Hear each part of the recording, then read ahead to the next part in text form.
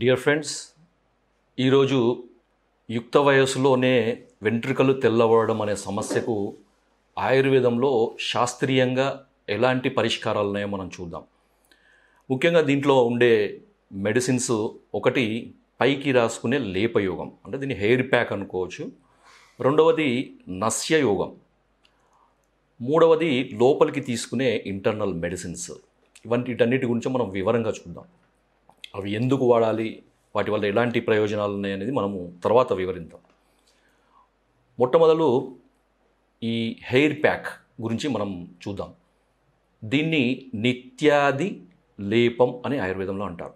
ఇది సహస్రయోగం అనే ఒక శాస్త్రీయ గ్రంథంలో మనకు దీని వివరణలు ఉన్నాయన్నమాట.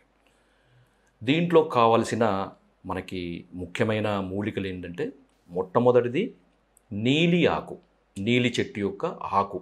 ఇది మనకి బజార్లో నీలి ఆకు దొరుకుతుంది మనకి, నీలి ఆకు.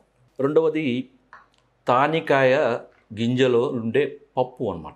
మామూలుగా తానికాయలు బజార్లో కాయల్లాగా దొరుకుతాయి. దీన్ని మనం ఏం చేయాలంటే, ఒక సుత్తితోని కానీ ఒక మంచి రాయితోని కానీ నలకొట్టి ఆ లోపల ఉండే మనకు కొంచెం గట్టిగా ఉండే గింజ ఉంటుందన్నమాట. ఆ గింజ లోపల పప్పు ఉంటుంది మనకి. ఈ విధంగా మనకి చూస్తే ఇది గింజ గట్టిగా ఉంటుంది.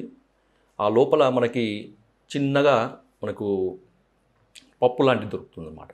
దీన్ని తానికాయ గింజ లేకపోతే విభితకి ఫలమజ్జ అని అంటారు అన్నమాట. సో ఈ విధంగా నల్ల కొట్టినప్పుడు జాగ్రత్తగా ఈ లోపలిది చిట్లిపోకుండా దీన్ని మనము కలెక్ట్ చేసుకోవాలన్నమాట. సో ఇది టేస్ట్ కూడా చాలా బాగుంటుంది, మెడిసినల్గా చాలా ఉపయోగాలు ఉన్నాయి దీంట్లో మనకి మొట్టమొదటిది రాసుకోండి, నీలి ఆకు. రెండవది తానికాయ గింజలోని పప్పు. మూడవది సుగంధి పాల, పాల సుగంధి లేదా సుగంధి పాల, నన్నారి అని రకరకాలుగా ఉంటారు. నాలుగవది నల్ల నువ్వులు. నువ్వుల కంటే కూడా మనకి నల్ల నువ్వులు వేరుగా ఉంటాయి. కొన్ని మార్కెట్లో మనకి కొంచెం కలరింగ్ వేసిన నువ్వులు దొరుకుతాయి కాబట్టి జాగ్రత్తగా నల్ల నువ్వులు మాత్రమే తీసుకోండి, కలర్ వేయని మీరు చూసుకొని తీసుకోండి. వీటన్నిటిని కూడా మెత్తటి పొడి చేసుకోవాలి, సమానంగా తీసుకోవాలి. ఒక్కొక్కటి కూడా ఒక్కొక్క భాగం తీసుకోవాలి. ఉదాహరణకు తానికాయ గింజలోని పప్పు ఒక 100 గ్రాములు, నీలి ఆకు ఒక 100 గ్రాములు, సుగంధి పాల వేర్ల మీద ఉండే పొట్టు, ముఖ్యంగా ఇంతకుముందు చూపించాం మనం. ఈ సుగంధి పాల లోపల ఒక చిన్న కాడలాగా ఉంటుంది, దాన్ని తీసేసి ఈ పైన ఉండే బెరడు మాత్రమే మనం దంచి పొడి చేసుకోవాలి. తర్వాత నల్ల నువ్వులు, ఇవన్నీ కూడా సమానంగా తీసుకొని విడివిడిగా పొడి చేసి తర్వాత వాటన్నిటిని కలిపి మనము ఒక కంటైనర్లో పెట్టుకొని భద్రపరుచుకొని వాడేటప్పుడు సఫిషియంట్ మనకి జుట్టు బట్టి, ఆ జుట్టు యొక్క క్వాంటిటీని బట్టి ఒక టేబుల్ స్పూన్ కానీ 2 టేబుల్ స్పూన్ కానీ అవసరమైనంత తీసుకొని దాన్ని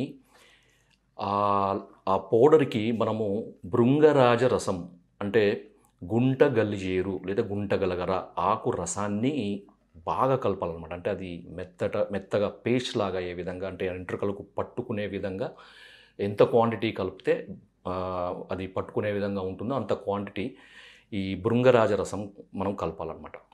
అయితే పచ్చి ఆకు రసము దొరకలేని పరిస్థితుల్లో మనము బజార్లో భృంగరాజ పొడి దొరుకుతుంది, లేదా భృంగరాజ మనకి ఎండిన ఆకులది దొరుకుతుంది. దాన్ని తీసుకొచ్చి ఒక 100 గ్రాముల పొడికి ఒక 800 మిల్లీలీటర్ల నీళ్లు కలిపి దాన్ని కషాయంలాగా చేసుకోవాలన్నమాట. అంటే 4వ భాగము మిగిలేటట్టు కషాయం చేసుకొని దాన్ని మీరు ఈ స్వరసం, అంటే రసం, పచ్చి ఆకు రసంకు బదులుగా మీరు వాడుకోవచ్చు. కాకపోతే ఏంటంటే పచ్చి ఆకు రసంలో వచ్చే ఎఫెక్ట్ అనేది దీంట్లో కొద్దిగా తక్కువగా వస్తుంది. కాబట్టి ఏంటంటే మనకి అనుకూలం లేని లేకపోతే మనకు దొరకలేని పరిస్థితిలో ఈ ఆల్టర్నేటివ్ మెథడ్ మనం వాడవచ్చు. దీన్ని ఉదయం లేచిన తర్వాత లేదా రాత్రి కానీ, రాత్రి రాయడం వల్ల ఏమవుతుందంటే దీంట్లోకి అంటుకుంటుంది కాబట్టి ఉదయం లేచిన తర్వాత మనం దీన్ని వాడుకోవచ్చు. పూర్తిగా తలంతా కూడా మొత్తం కుదుళ్ళ వరకు కూడా అంటే విధంగా ఈ లేపాన్ని పూర్తిగా పట్టించి అది జారిపోకుండా ఏదన్నా మనం క్యాప్ లాంటిది ఏదన్నా మనం మామూలుగా డిస్పోజబుల్ క్యాప్ కానీ ఏదన్నా పెట్టేసి ఒక 3-4 గంటలు ఉంచేసి తర్వాత దాన్ని త్రిఫలా కషాయంతో కడగాలి. అంటే కరక్కాయ, తానికాయ, ఉసిరికాయ ఈ మూడిటిని తీసుకొని సమాన భాగాలు తీసుకొని ఒక 100 గ్రాముల దానికి ఒక 400 మిల్లీలీటర్ల నీళ్లు పోసి అది అర్ధ భాగం అంటే ఒక 200 ml అయ్యేంత వరకు కషాయం కాచి ఆ కషాయంతో కడిగి దాని తర్వాత ఏదైనా మీరు షాంపూ కానీ లేకపోతే ఇంకేదైనా అంటే కుంకుడుకాయ రసంతో కానీ మీరు శుభ్రం చేసుకోవచ్చు. సో ఇది మనకి పైకి రాసుకునే ఒక మంచి యోగం అన్నమాట. దీన్ని నిత్యాది యోగం ఎందుకు అంటారంటే దీన్ని రాయడం వల్ల నిత్య యవ్వనంగా వెంట్రుకలు తెల్లబడడం అనేవి పోయి చూడడానికి నల్లగా ఉండి నిత్య యవ్వనులుగా కనపడతారు కాబట్టి దీన్ని నిత్యాది యోగం అని పేరు పెట్టారనమాట. రెండవది మార్కవ నస్యం. మార్కవ నస్యం అనేది కూడా చాలా ఇంపార్టెంట్.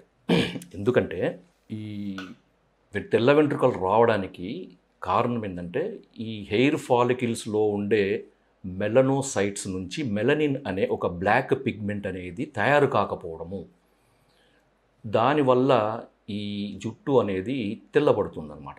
కాబట్టి ఆ మెలనోసైట్స్ అనేవి స్టిమ్యులేట్ అయ్యి కొన్నిసార్లు అవి స్ట్రెస్ కానీ లేకపోతే ఇతర రకాల కారణాలు చాలా ఉంటాయి దీనికి. స్ట్రెస్ కూడా ఒక కారణం. స్ట్రెస్ లాంటి ఇతర రకాల కారణాల వల్ల ఏమవుతుందంటే ఈ మెలనోసైట్ స్టెమ్ సెల్ అని మనకి ఈ హెయిర్ ఫాలికిల్స్లో ఉంటాయి. ఆ స్టెమ్ సెల్స్ అనేవి ఈ స్ట్రెస్ వల్ల కొన్ని రకాల ఇమ్యూనిటీ సమస్యల వల్ల ఆ స్టెమ్ సెల్స్ నశించిపోతాయి. ఆ స్టెమ్ సెల్స్ నుంచి మెలనోసైట్స్ వస్తాయి. ఈ మెలనోసైట్స్ రావు. ఎప్పుడైతే ఆ మెలనోసైట్ స్టెమ్ సెల్స్ చనిపోతాయో దాని తర్వాత వచ్చే మెలనోసైట్స్ అనేవి చనిపోతాయి. ఆ మెలనోసైట్స్ నుంచి మెలనిన్ రాదు. మెలనిన్ రాకపోవడం వల్ల వెంట్రుకలు తెల్లబడతాయి. కాబట్టి ఈ మెలనోసైట్స్ స్టిమ్యులేట్ కావడానికి ప్లస్ ఈ మెలనోసైట్ స్టెమ్ సెల్స్ కూడా తిరిగి పునరుజ్జీవనం కావడానికి నస్యయోగం అనేది చాలా తప్పనిసరి. చాలామంది ఈ హెయిర్ ప్యాక్స్ తర్వాత ఇతర రకాల నూనెలు రకరకాల ఇంకా పద్ధతులు వాడి వెంట్రుకలు నల్లబడడానికి రకరకాల ప్రయత్నాలు చేస్తారు. కానీ తప్పనిసరిగా చేయాల్సింది నస్యకర్మ. కాబట్టి ఈ నస్యకర్మ వల్ల స్టిమ్యులేట్ అయ్యే ఈ మెలనోసైట్స్ వల్ల మెలనిన్ ఉత్పత్తి అయ్యి తద్వారా లోపలికి అంటే మనకు స్కాల్ప్ సర్క్యులేషన్ పెరిగి ఆ స్కాల్ప్లో ఉండే ఆ ఫాలికిల్స్లో మనకి ఈ మెలనోసైట్స్ బాగా స్టిమ్యులేట్ అవుతాయి అన్నమాట. దాంతో మెలనిన్ ప్రొడ్యూస్ అవుతుంది. అయితే మరి దీనికి ఈ నస్య తైలము ఏంటి, దాన్ని ఎలా తయారు చేసుకోవాలంటే దీంట్లో మనకి దీని పేరు ఏంటంటే మార్కవ నస్యం. మార్కవ అంటే భృంగరాజ. భృంగరాజ అంటే మనకి గుంటగల్జేరు. గుంటగల్జేరు అందరికీ తెలుసు, హెయిర్కి సంబంధించిన సమస్యలో ఒక అత్యంత ముఖ్యమైన మూలిక. మార్కవ నస్యం తయారు చేసుకోవడానికి భృంగరాజ స్వరసము అంటే పచ్చి ఆకు రసము లేదా పచ్చి మొక్క దాన్ని తీసుకొచ్చి దంచి తీసిన రసము ఒక 800 మిల్లీలీటర్లు.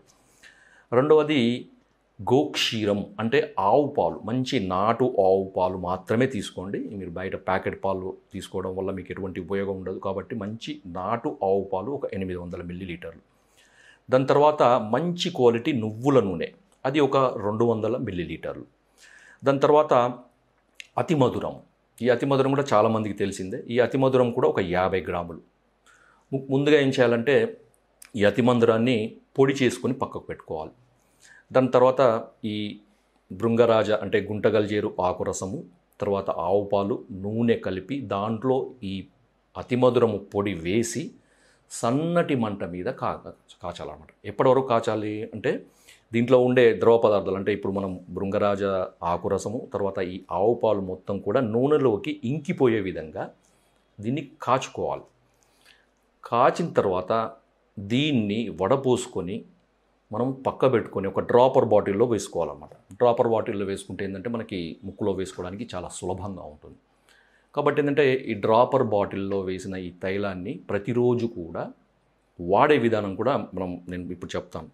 ముందుగా ఏం చేయాలంటే ఫేస్ అంతా అంటే మొత్తం ఈ ముఖం మొత్తం కూడా ఏదైనా కొబ్బరి నూనె కానీ లేకపోతే నువ్వుల నూనెతో బాగా మసాజ్ చేయండి. ఇదంతా ఇక్కడ వరకు కూడా వీపు మన వెన్ను వరకు తర్వాత ఈ మెడల వరకు కూడా ఈ భుజాల వరకు కూడా బాగా మసాజ్ చేసి తర్వాత స్టీమ్ తీసుకోండి. ఆవిరి ఇప్పుడు అందరికీ ఆవిరి ఈజీ అయిపోయింది. ఈ ఆవిరి తీసుకున్న తర్వాత తలని పూర్తిగా వెనక్కి బెండ్ చేసి అంటే పూర్తిగా వెనక్కి అనేసి అంటే ఒక 45 డిగ్రీలు అంటే పూర్తిగా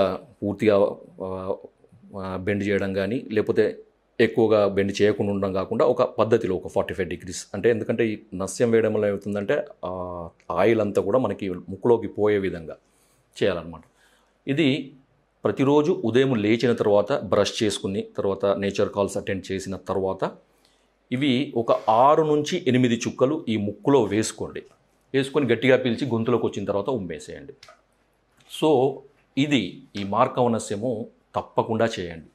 దాని తర్వాత కొన్నిసార్లు మనకి ఈ ఫోలిక్ యాసిడ్ కానీ, విటమిన్ B12 కానీ, ఇతర రకాల మాల్ న్యూట్రిషన్ సమస్యల వల్ల కూడా అవి రావచ్చు. కాబట్టి దానికి ఏంటంటే మనకు చ్యవనప్రాశ అనేది అద్భుతంగా పనిచేస్తుంది. చ్యవనప్రాశ కూడా ప్రతిరోజు ఉదయం లేవంగానే బ్రష్ చేసుకున్న తర్వాత పరిగడుపున ఎంప్టీ స్టమక్లో ఒక 10 గ్రాముల మోతాదులో ప్రతిరోజు తీసుకోండి. దానివల్ల కూడా మనకి బాడీలో అన్ని రకాల న్యూట్రియంట్స్ అంతాయి, మనకి స్టిమ్యులేట్ అవుతుంది, తర్వాత రెజ్యునేషన్గా ఉంటుంది, ఇమ్యూనిటీ పెరుగుతుంది.